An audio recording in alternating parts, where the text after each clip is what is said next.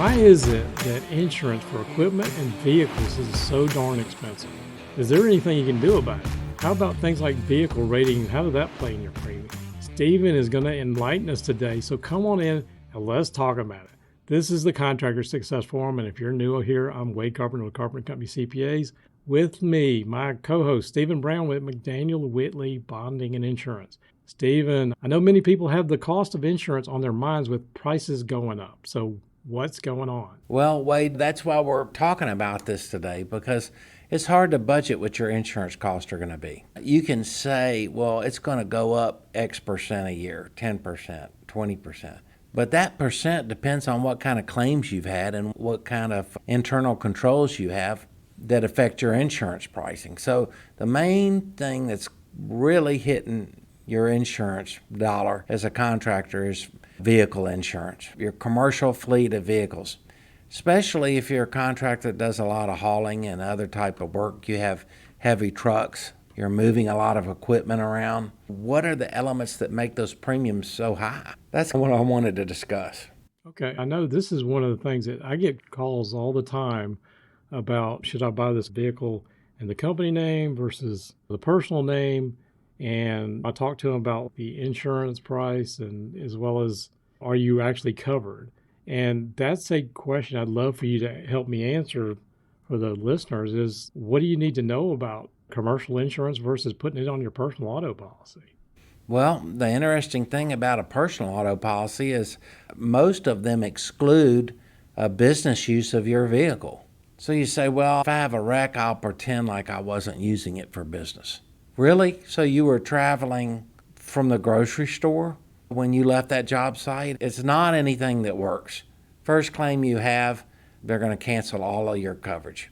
So you want to ask your agent if you're insuring your vehicle through your personal policy. That's your homeowners and your personal vehicles, family member vehicles.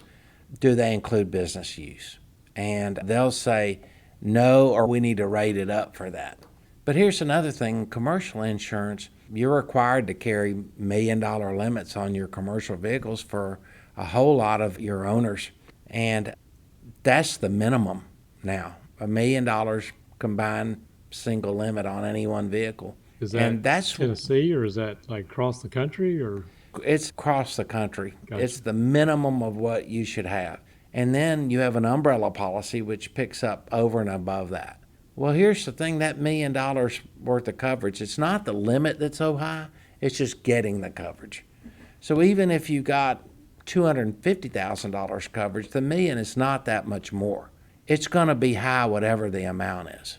Because the way the insurance companies think about it, Wade, is they want to get a cost per vehicle, whatever that is. And I think I mentioned once before, I used to insure a Ford F-150 pickup truck for $700 a year with a big fleet of them. And that was with $1 million and comp and collision coverage and uninsured motorist coverage and everything else, all the bells and whistles. And that same pickup truck now is $2,000 a year. And then you're looking at a truck that's heavier than a pickup.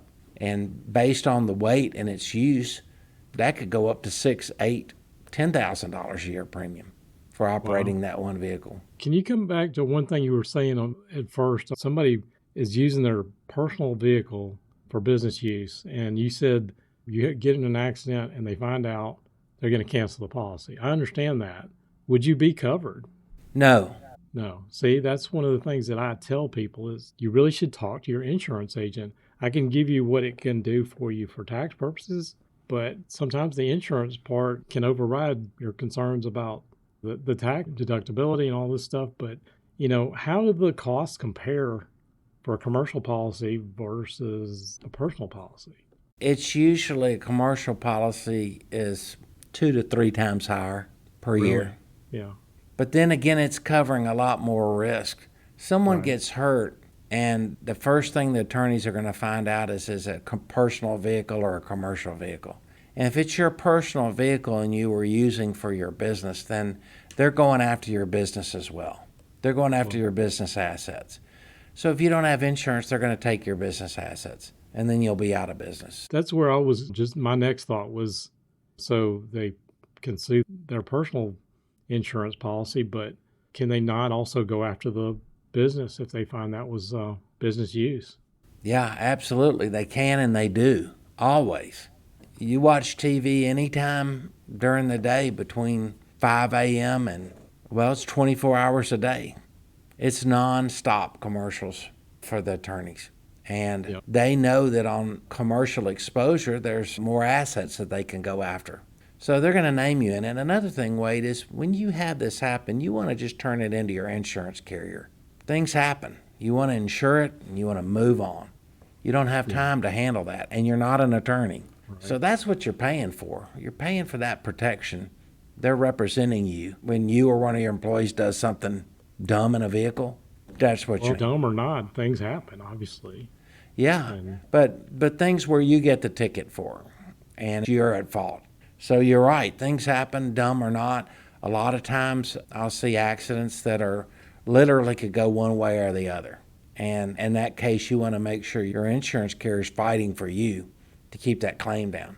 So what happens when a claim occurs, Wade, is the insurance company sets up a reserve to pay those claims. And based on injuries, they set up an amount of reserve. And their goal is to try to close that case out for that reserve. So what does that mean? Well, insurance companies spread the risk of your vehicles all over the country. So that's how they diversify the risk. Some parts of the country are more litigious. Some of them are more dangerous to drive in. Some of them have worse roads, worse other drivers that you have to look out for. So a good driver of your commercial vehicle, and you know this, they have to be part detective. Not only making sure everything on their rig is secure and safe before they go from point A to point B, but also just constantly monitoring the risk out there as you're driving. And the more experienced you are as a driver, the more things you've seen, the more things you're aware of. But if you want to drive the cost of insurance down, training and loss control can really bring those premiums down. well, that's where I think I was about to go to, but you may have sort of alluded to a lot of these already, but what goes into rating a vehicle? What are the things that an owner of a construction business should think about on who's driving their vehicles and anything they can do to knock down premiums? First thing is newer vehicles are more expensive from a liability standpoint than older ones. You say why? It's just a fact. Also, the cost new of that vehicle is determined in commercial insurance price. Also, how far you drive that vehicle on an average basis, 0 to 50 miles, 50 to 150 miles, or longer range. Vehicles are rated commercially or service related. So service related is I have a plumbing business and I'm driving from location to location to do the servicing. And a lot of companies want to put it under commercial, which means that they're taking bigger loads longer distances. And that's going to drive your liability insurance up, which is going to make your overall premium higher. So letting your agent know exactly what your vehicles are used for. A good construction agent knows that. A lot of carriers will just say, well, because we have to get the rate on these vehicles, we're going to classify them as commercial, even though they're service. So you have to fight for that. Also, the classification of each vehicle and how it's rated goes into the agenda. I also have underwriters that say, I'm going to get X amount per axle or per wheel. The weight of the vehicle has a lot to do with it. There's lightweight, like a pickup, medium weight, like a box truck, and then there's heavyweight, and then there's extra heavyweight. So extra heavyweight vehicle is going to be your bigger trucks, your Max, your Freightliners. They're going to be hauling the big equipment, and that's where the most premiums involved. So what you can do about it is, I hear everybody say, I can't get good drivers. It's impossible. The drivers now are getting X amount an hour.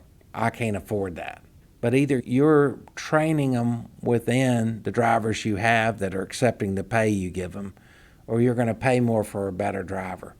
So you just got to provide more oversight. Does that make sense? Absolutely. And I guess I think about, I know they've had these, what do they call them, telematics, as well as, does it matter whether you have 3 vehicles versus 5, or is there such fleet vehicles? Does that make, how does that play into it? A fleet traditionally was 5 or more vehicles, but now it's really 10 or more vehicles. So remember, the more vehicles you have, the more premiums coming into the insurance company, so the better rates you can get. And that is only if you have a good driver's list and you've run all the MVRs, which your agent can help you with that. And when they look at the MVRs, they look at the age. If you want to get your son and daughter on your company vehicle policy when they turn 16, those days are over.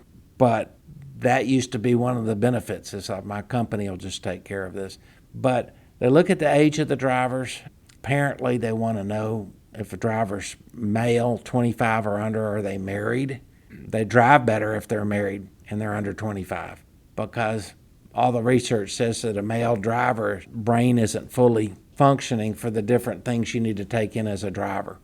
Women drivers can be younger and widely accepted. You might have 18 or 19-year-old driver or 21 and under. They're going to look really heavily at that. You can't have a lot of those. You might, well, they're a really good employee. I really need him to drive this. I really need him to do this. It's part of his job description. Well, you could get a few of those under if you have a big fleet, but not many. So see, the age is important, because with experience comes a good track record, and that's measured by your MVR. MVR, they look at Class A and Class B violations. Class A are your DUIs, high-speed tickets, going 80 and a 40 type of stuff. That makes them crazy. And DWIs, assault, at-fault accidents, those are the main things. Type B are generally 2 speeding tickets or less that are reasonable, that aren't 30 miles over the speed limit. So your agent can help. You interview your drivers. Also, your drivers that drive the vehicles have to have a commercial driver license, and there's a little more involved in underwriting that. So that's number one. Number two, like you mentioned, the telematics, tracking your vehicles. Cell phone usage in a vehicle is everything, and a lot of employers have to track that through telematics. Can you explain briefly what telematics is? Well, it's cameras on your dashboard, and it's tracking location that can tell you as the owner or your fleet manager of your company where that vehicle is at any given time. And I have customers with big monitors on their wall, and you'll go in and you'll be talking to them like, hold on a second. Where are you?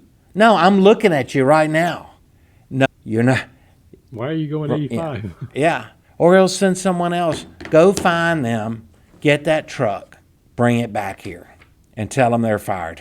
So there's a lot of stress involved in that, but I'm just telling you that the telematics are the key. Most importantly, the dash cams, Wade. When you're in a gray area in a wreck and that dash cam shows that you weren't necessarily at fault, even if you got the ticket, that's worth its weight in gold. Yeah. So anyway, these are what drives your vehicle prices and how to get them down. Your MVRs, your loss control. And then on equipment insurance, we were talking about that, Wade. The equipment cost, if you rent it, you have rented or leased equipment coverage that you can purchase. And the premium of that is based on the highest dollar amount of equipment you're going to rent. Like if you're not renting equipment over $500,000, that's the limit that'll be on your policy. And the premium is based on how much you spend on renting equipment during the policy period. So that is a whole lot less than buying the insurance from a rental company, a lot more cost effective. Then when you own the equipment, you schedule your equipment on the policy. So you have the year, make, model, serial number, type of equipment with the attachments, and then you put a value on that. And the rate is anywhere from $1 per $100 of value. Like a $100,000 piece of equipment would cost you $1,000 a year to insure. But the more equipment you have, that rate comes down to anywhere from 60 cents to $1. So the more equipment you have, it comes down. I was hoping you were going to talk about the equipment, because a lot of my heavy equipment guys, I mean, the dollars of the big yellow iron can add up very quickly, and that's one of the things they always ask me about, as well as, is it actually cheaper to insure equipment that they own versus, you already sort of answered the question about if you lease the equipment and pay the insurance at the leasing agent. Is it cheaper to insure your own equipment or insure equipment that's rented, or how would you answer that? You just Really need to question? know what the costs are. When you're renting equipment, the reason insurance companies charge for the expenditure for the whole year of rented and leased equipment, and then they put a maximum value on it, is because when you rent equipment, you'll have it for a shorter period of time. When you own the equipment, you insure it for the whole policy period. And so Right. that's going to be higher. But all in all, the rates are about the same. But the rental companies are going to say, well, just sign this insurance waiver and you have nothing to worry about. Well, it's the same if you get it through your policy, rent and leased equipment, but it's a lot less expensive. So that's what you need to do. We have hundreds and hundreds of rental equipment companies that have insurance certificates from our contractors showing that they have rented and leased equipment coverage. And Okay. and another thing, Wade, is the value you put on your equipment. Well, when you buy it new, you know what the value is, right? But right now, a lot of contractors, because equipment is harder to work on, it's more Right. computerized, they want to buy the older stuff that they can fix themselves. And so a lot of my contractors are putting a lot of money into older equipment to keep it running. Good older equipment. So recently I had a customer that put $750,000 into a piece of equipment that before they put that amount of money in was worth $250,000. So they completely rebuilt it. So remember, as you go over your equipment list with your agent each year, make sure you're letting them know this is the current market value. I've had claims where, like, a bulldozer was vandalized and it was an older bulldozer, but I could show the adjuster, look, this is what they did in the last year. These are the engine hours. This is the condition of it. Here's a photo of it. And you have to make that claims adjuster find something else in the marketplace for the amount they're offering you.